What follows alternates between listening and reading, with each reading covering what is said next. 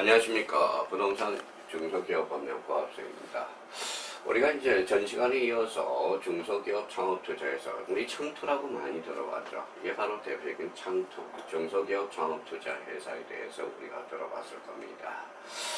자, 그러면 창투에 대해서 아마 중소기업 창업투자의 등록에 어떤 기준들이 있겠죠. 그래서 등록이라는 것. 자, 우리가 중소기업과 관련돼서 창투 10조에서 14조와 관련돼서 우리가 이제 등록사항이 있다라는 거예요. 그러면 여기에 대해서 보죠. 자, 중소기업 창업투자회사의 등록과 관련돼서 다음 각의 어느 하나에 해당하는 사업을 영위하는 회사로서 이 법에 따른 지원을 받은 자는 중소기업 벤처기업 분령으로 정하는 바에 따라서 우리 중소기업 벤처사기업부 장관에게 다들 투자회사로 등록해야 된다. 다음 회사에서 등록해야 돼. 등록은 누가 합니까? 바로 중소벤처기업부 장관에게. 자, 창투와 관련돼서 등록한 회사명과 소재지, 중소기업 분령으로 정하는 주요 사항을 변경하는 경우도 여기에도 조심해야 돼요.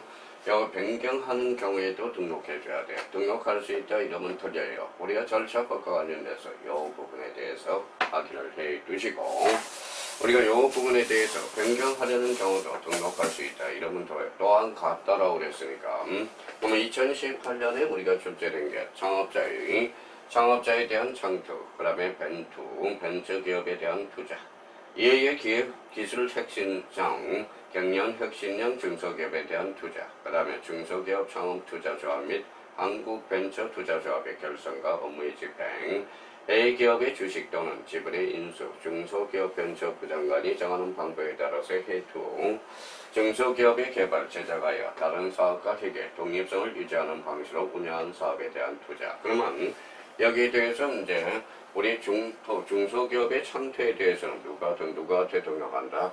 바로 중소벤처기업부 장관에게 등록해야 돼. 창투에 대해서 등록할 수 있다 이러면 틀려요. 하여야 된다. 그러면 변경사항에 대해서도 등록해야 된다. 그러니까 절차법이 이런 부분에 대해서 인지를 해 두셔야 되고, 이 부분에 대해서 자기가 어떻게 문제를 꾸려갈 건가, 이거는 인지해 둘 필요가 있다라는 걸 다시 한번 확인해 둘 필요가 있어요. 자, 그래서 이제 다시 한번 여쭤보겠습니다. 창투는 누구한테 등록한다? 예, 중소벤처기업부 장관에게 등록하고, 변경에 대해서도 또한 같다. 이 부분에 대해서 우리 이제 창투에 대해서 등록사항에 대해서 몇 개 더 살펴보도록 하죠. 자, 창투에 대해서 중소기업 창업투자는 다음 각의 오퍼를 모두 갖춰야 돼. 이거 중요해요. 하나만 갖추면 안 돼. 모두 갖춰야 된다. 자, 여기에 대해서 상법에 따른 주식회사로 납입자금이 20억 이상이고 차입금이 납입 100분의 20 미만인 경우, 이 부분에 대해서 우리가 숙지해줘야 되고요. 자, 임원이 다음 각각의 어느 하동에 해당하지 아니한 자를 자, 그러면 결론적으로 미성년자, 피성년 후견인, 피한정 후견인 우리 안 돼요.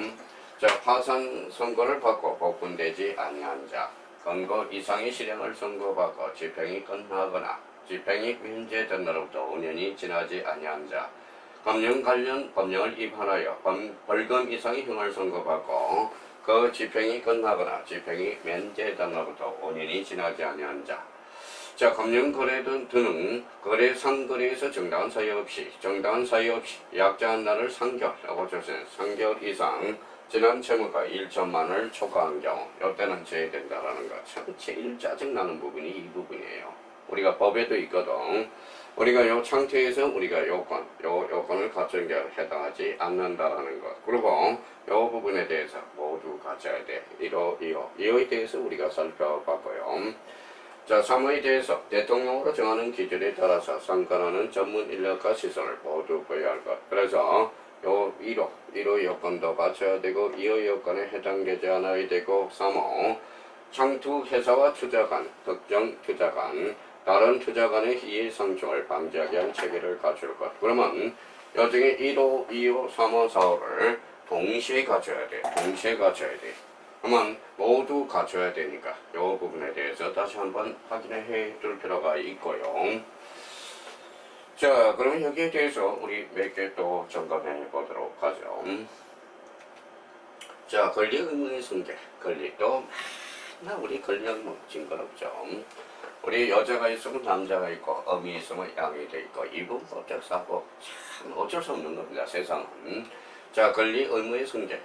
중소기업 창업투자 회사가 그 영업을 양도하거나 합병을 하면 영업의 양산자 또는 합병한 후 존속하는 법이거나 합병으로 설립되는 법인은 이 법에 따른 중소기업 창투회사의 지위를 그대로 승계한다라는 건 2019년에 우리가 출제되고요. 자, 중소기업 창투 회사의 지위를 승계한 자는 승계한 날부터 30일, 우리가 이제 보통 이제 30일 이내에 중소기업 벤처구령으로 정하는 바에 따라서 중소벤처기업부 장관에게 이를 신고해야 돼. 이거는 신고사항입니다. 그래서 이 부분에 대해서 우리가 확인을 해 두시고, 자, 신청에 따른 등록에 말소가 있죠. 자, 중소기업 창업투자가 사업을 영위하기 불가능하거나 어려운 경우에는 중소벤처기업으로 정하는 바에 따라서 등록을 말소를 요구 조심해야 돼요. 신청이야, 신청. 신고가 아니라 신청할 수 있다. 이런 것들이 중요해요. 등록이냐, 신청이냐, 신고냐.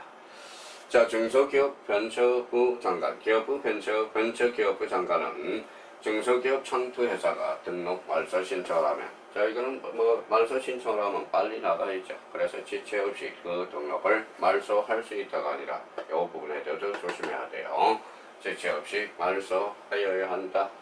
자, 그러면 말소 신청을 하면, 자, 그러면 우리 중소기업 창업투자의 행위 제한은 어떤 행위 제한을 가지고 있느냐? 네가 창투회사로서 우리가 이제 할 일, 행위 제한, 이러이러한 것은 해서는 안 된다. 그러면 이제 생각해봐요. 거기에 대해서 이제 비용을 국고에서 이제 지원이 가고, 그러면 좋은 일을 해야지 어떤 일을 거기에 대해서 불법성이 되면 안 되겠죠. 그러면 중소기업 창업투자회사의 행위 제한으로서 18년, 17년, 14년에 우리가 출제가 되고요.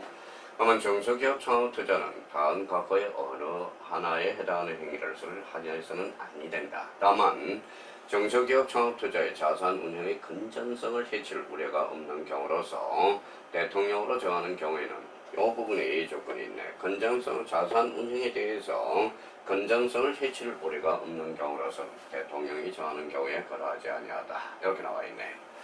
자, 그럼 봐봐요. 창투에 대해서. 그러면 중소기업의 창투회사의 행위 제한으로서 1호. 한번 우리가 읽어보면 되겠죠. 그러면 업종에 대해서 기업을 투자하는 행위, 다른 업종에. 자, 단서에 따라서 기업에 투자하는 행위. 독점 규제 공정거래 관한 구제에서 상호 출자 제한기업 집단에 속하는 회사에 투자하는 행위 안 되겠죠. 대통령으로 정하는 금융기관의 주식을 취득하거나 소유하는 행위 안 되고요.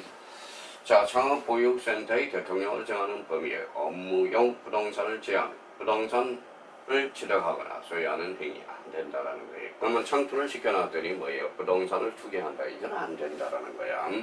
여기에 대해서 다만 담보권 실행으로 비업무용 부동산을 취득한 경우는 그러하지 아니하다. 담보권 실행이 바로 저당권 실행으로서 경매가 들어가면, 자, 그러면 소유권을 취득할 수 있죠. 거기에 대해서는 뭐에 다른 A가 있다라는 걸 확인해 둘 필요가 있고요. 저와 관련돼서 그 밖의 설립 목적을 해치는 것으로 대통령이 정하는 행위. 자, 이항과 관련돼서 중소기업 창업투자에서는 일항 사업 단서에 따라서 담보권의 실행으로 비업무용 부동산을 취득한 경우 1년 범위 내에서 1년 범위 내에서 벤처기업 부령으로 정하는 기간에 이를 처분해야 된다라는 거. 뭐 우리 창투하러 가지, 자, 창업투자하러 가지. 여기에 대해서 우리 거의 부동산 투기하러 간 것은 아니잖아요. 그러면 담보권 실행으로서 비업무용 부동산을 취득했다면 거기에 대해서 1년 범위 내에서 우리가 처분해 줘야 된다는 거예요. 그래서 중소기업 창투 행위 제한 등에 대해서 이 부분에 대해서 꼭 한번 읽어놓고 들어가시면 된다는 겁니다. 자, 여기에 대해서 이제 대주주의 행위 제한이 있네. 중소기업 창업투자회사의 대주주는, 자, 그러면 중소기업 창투회사의 이익에 반해서 대주주 자신의 이익을 얻을 목적으로 다음 과거의 어느 하나에 해당하는 행위를 여기 읽어야 돼요. 행위를 하여서는 아니 된다라는 거예요. 자, 1번이죠. 1번 확인하게 해보죠. 중소기업 창업투자회사에 부당한 영향을 행사하기 위해서 외부에 공개되지 않은 자료, 정보의 제공을 요구하는 행위. 자, 두 번째, 이와 관련돼서 경제적 이익 등 반대급부의 제공을 조건으로 다른 주주와 단합하여 창투 회사의 투자 활동의 경영에 부당한 영향을 행사하는 행위, 이거는 안 된다는 거야. 자, 중소기업 창업투자회사로 사여감, 위법행위, 이거는 당연히 안 되죠. 위법행위. 자, 사업과 관련돼서 금리, 수수료, 담보 등에 있어서 통상적인 거래 조건과 비교하여 해당 중소기업 창업투자의 현저하게 불리한 조건으로 대주주 자신이나 제3자의 거래를 요구하는 행위. 그래서 여기에 대해서 대주주의 행위 제한과 관련돼서 1호, 2호, 3호, 4호 이것도 한번 읽어보면 상식적으로 나오게 되어 있습니다. 근데 여기에서 우리가 요 부분에 대해서 이게 중요한 게 아니라 요 부분, 네 번째 줄 하여서는 아니 된다. 요 부분에 대해서 문제 풀 때 조심해서 우리가 접근 방식을 가져야 된다는 거.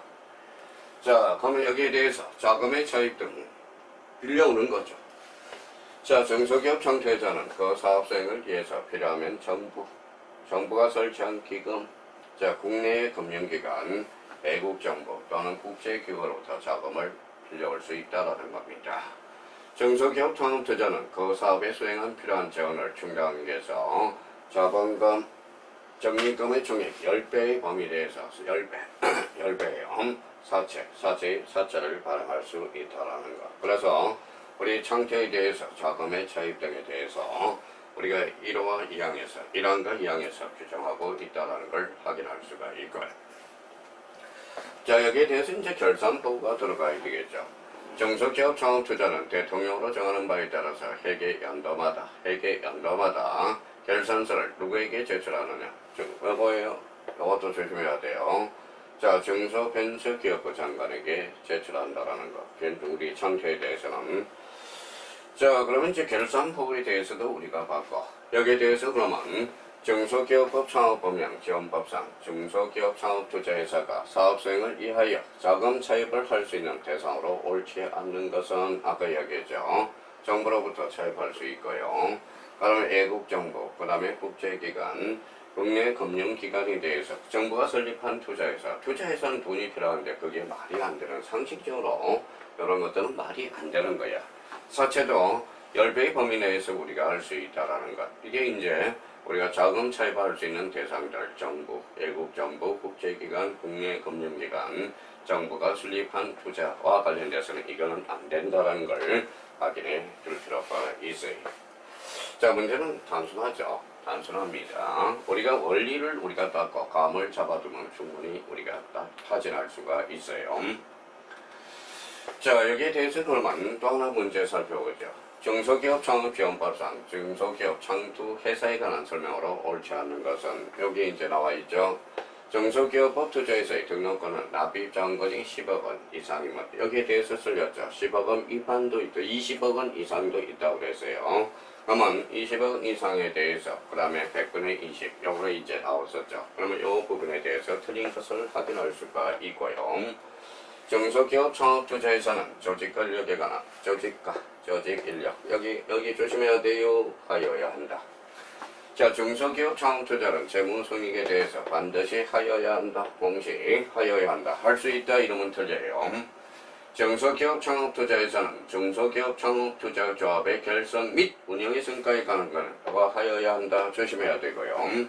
5번의 중소기업 창업투자에서는 시정 명령과 경영 개선의 조치를 받은 경우 그 조치에 관한 사항을 요거 조심해야 돼요. 하여야 한다라는 걸 조심해 둬야 되는 겁니다. 그럼 여기에 대해서 우리가 해설과 관련돼서 우리가 보셨죠. 요거 뭐 우리가 숙지해야죠. 납입자금이 얼마? 10억 원이 아니라 20억 원 이상이라는 거, 이 부분에 대해서 다시 한번 확인해 주시면 되겠습니다.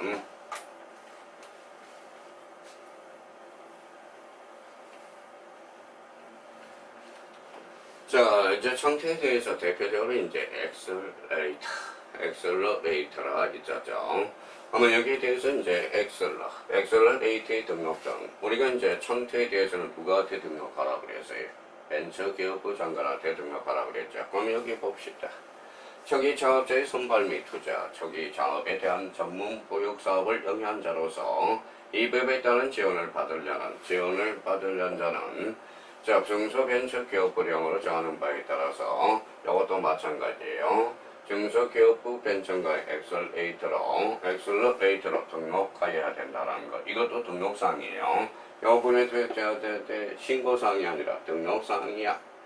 엑셀러레이트가 등록한 사항 중 법인 명가 소재지, 중소기업 벤처 불용으로 정하는 중요사항을 변경한 경우도 또한 가더라는 것. 그러면 누구한테 등록한다? 예, 벤처기업부 장관한테 등록한다라는 거. 다시 한번 확인을 해둘 필요가 있어요. 자, 우리가 이제 전 시간에 대해서 우리 창퇴에 대해서 우리가 봤고, 다음 시간에 대해서 우리 엑셀러레이트와 관련돼서 자세히 우리가 보도록 하겠습니다. 다음 시간에 뵙도록 하죠. 감사합니다. 안녕히 계십시오.